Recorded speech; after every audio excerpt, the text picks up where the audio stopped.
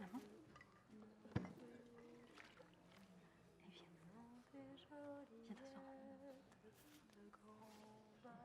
t'asseoir. On l'a rendu nanette, cela point de lui tiens, mange un peu. Tiens, maman, attends. Mange un peu, maman. Tiens, prends un bout. Eliabel. Il faut y aller.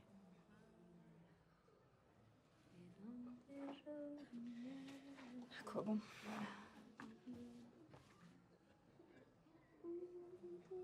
Je suis avec toi.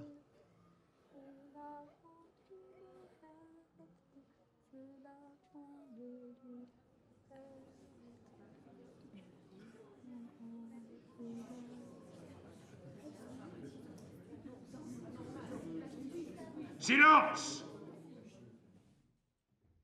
Bien, commençons. Le seigneur de Montfort, ici présent, nous a demandé de mener une enquête sur d'étranges phénomènes qui ont été signalés dans la région. Ces occurrences trouveraient leur origine dans des festivités organisées par Messire il y a 6 jours de cela. Nous nous devons de mettre un terme à cette hérésie avant que le mal ne se répande davantage. Votre Éminence. Je viens donc directement de Bourgogne et siège devant vous en qualité d'exécutant de la parole divine sous les ordres de notre Saint-Père le Pape, représentant le divin parmi les hommes. Eliabel, avez-vous remarqué quoi que ce soit d'inhabituel lors de la fête organisée par le seigneur de Montfort? Les vivres manquaient ces derniers temps, et les moissons n'avaient pas été bonnes. Nous nous réjouîmes donc grandement de la fête que le seigneur de Montfort avait généreusement organisée.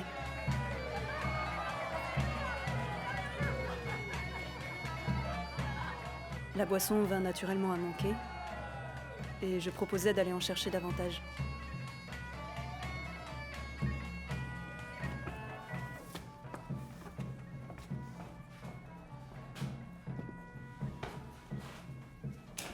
Je surpris le seigneur de Montfort qui s'imposait à l'une de ses servantes. Je ne pus assister à pareille scène sans intervenir. Vous n'aviez pas à intervenir. Mais soit. Que s'est-il passé ensuite? Après que je fus venu en aide à la servante, le seigneur de Montfort tenta de se forcer à moi.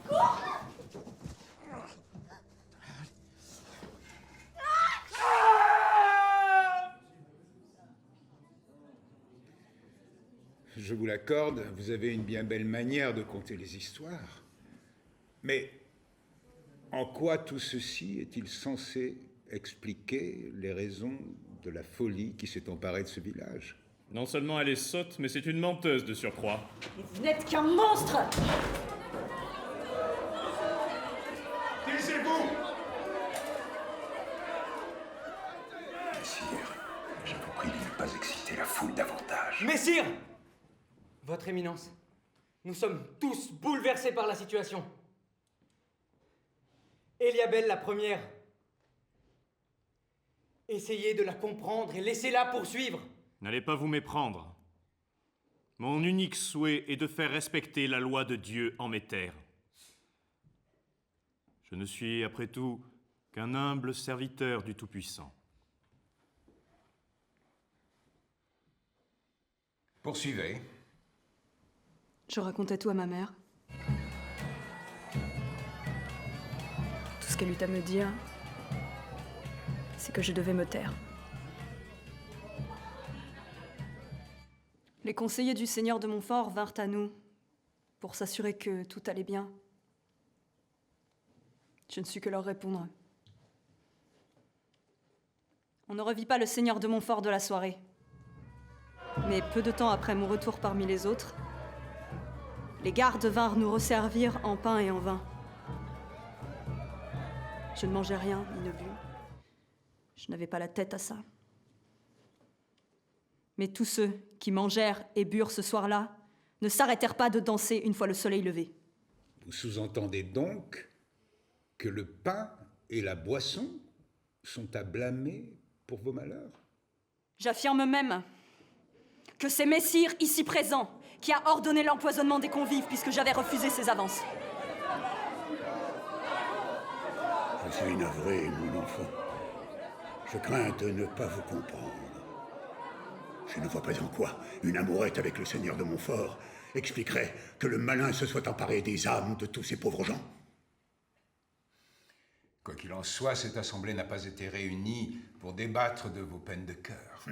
Dieu n'a que faire de vos complaintes. Messire, qu'avez-vous à répondre face à de telles accusations? Votre Éminence, je vous en prie. Peut-être sommes-nous trop durs avec la pauvre Eliabelle. J'ai moi-même porté un jugement hâtif à son égard, et je tiens à m'en excuser, personnellement.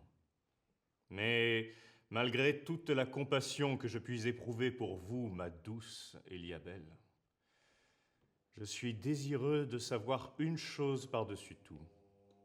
Ce qui a pu vous pousser à mentir à cette assemblée tout entière, car vous nous avez menti. Un homme de foi et un homme de loi vous ont ouvert leur cœur, et vous leur avez menti, puisque votre unique intention fut bien de vous frayer un chemin jusqu'à mes draps, ce soir-là. Contrairement à vos dires, vous vous êtes présenté à la porte de mes appartements de votre propre initiative. Je puis d'ailleurs comprendre la frustration qu'a provoqué mon refus. Mais ne croyez-vous pas qu'il était bien malvenu de me porter atteinte? La colère était-elle votre seule conseillère en cet instant? Et pourquoi aurais-je invité des paysans dans le seul but de les empoisonner? J'ai moi aussi perdu des gardes et des conseillers qui m'étaient chers à cause de cette tragédie. Suis-je le seul à me questionner sur les véritables intentions de cette jeune femme? Et si ces agissements ne s'expliquaient pas seulement par un excès de son caractère, et si sa volonté était tout autre? Et si nous n'avions pas devant nous une jeune femme pétrie de bonnes intentions, mais plutôt une sorcière prête à tout pour répandre le mal en nos terres? Cela expliquerait pourquoi elle est la seule à être revenue saine des festivités que j'organisais ce soir-là. Je suis même persuadé qu'elle a fait posséder ses propres parents pour qu'on ne la soupçonne point. Messire! Je connais Eliabelle depuis sa plus tendre enfance. Nous la connaissons tous!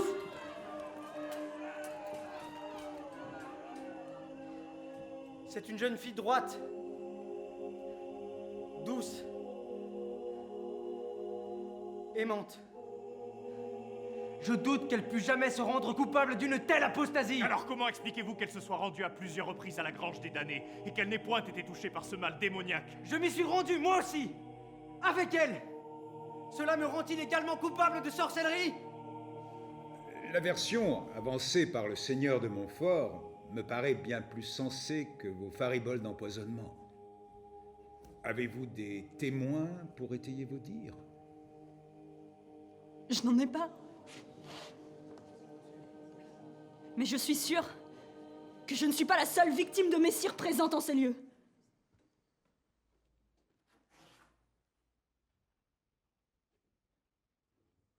Je vous en prie, faites-vous entendre, ne le laissez pas faire!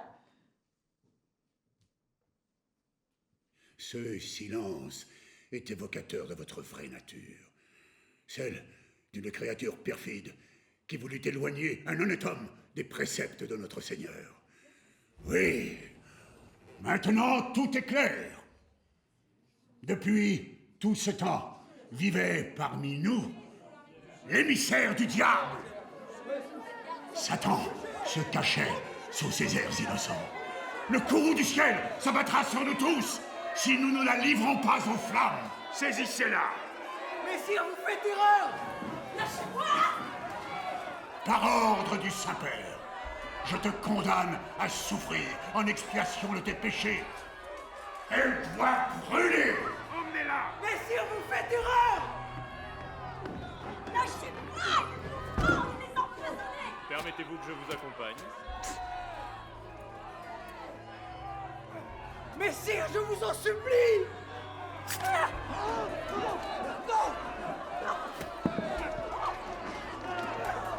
Elle a poignardé le Seigneur!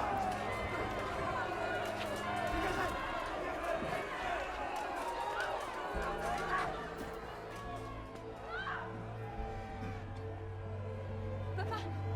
Viens, papa! Allez, on y va! Viens, viens, viens! Faut sortir! Viens!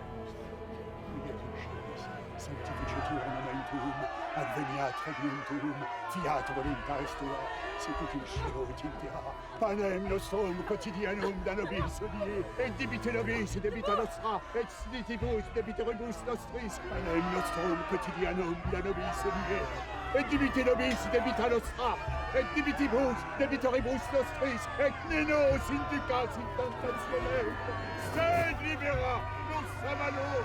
Amen. Ah, Seigneur, délivre-nous du mal. Délivre-nous du mal. Une jeune fillette de grand vagin, plaisante et joliette, de noble cœur. Outre son